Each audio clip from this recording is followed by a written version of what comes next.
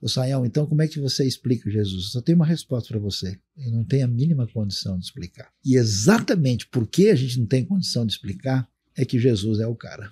Que daí a gente traz que não daria para ser uma invenção, não daria para ser um folclore. Não dá. Não daria para ser, sei lá, um punhado de gente que resolveu criar essa figura.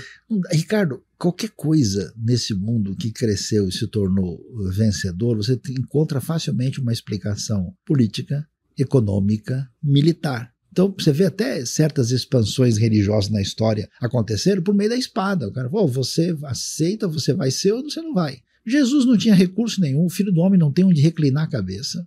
Ele não tinha discípulos que pudessem... Aliás, os discípulos, o Pedro negou, o Judas traiu, os outros fugiram antes. Nem deu para negar.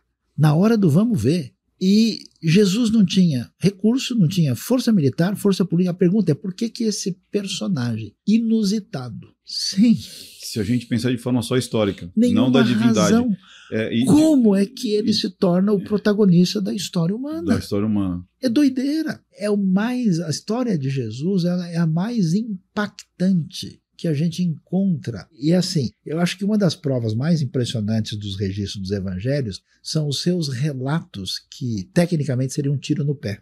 Por exemplo, Jesus é puro, Jesus é perfeito, nele não se achou pecado nenhum.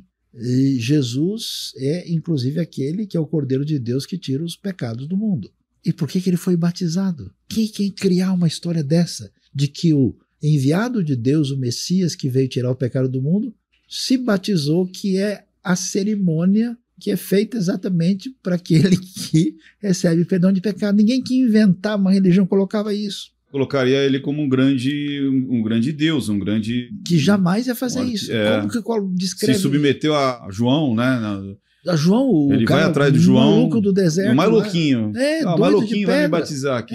E o cara lá que está no deserto e que ninguém dá a mínima para ele. E outras coisas, por exemplo, no momento Entendi. em que uma narrativa que não pode ter sido fabricada.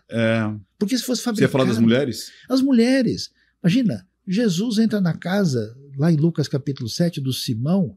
O Simão está querendo chutar o balde e está tentando provar que Jesus não é ninguém. Quando ele entra lá para ter uma conversa teológica, o Simão já começa humilhando. Ele tinha que tratar Jesus, receber, lavar os pés, que era o costume local, e ele não faz nada. Ele trata Jesus, vamos dizer assim, com desrespeito e falta de educação. Entra a mulher pecadora, que evidentemente é uma mulher prostituta, e ela começa a lavar os pés de Jesus e a beijar. E os pés dele estão sujos.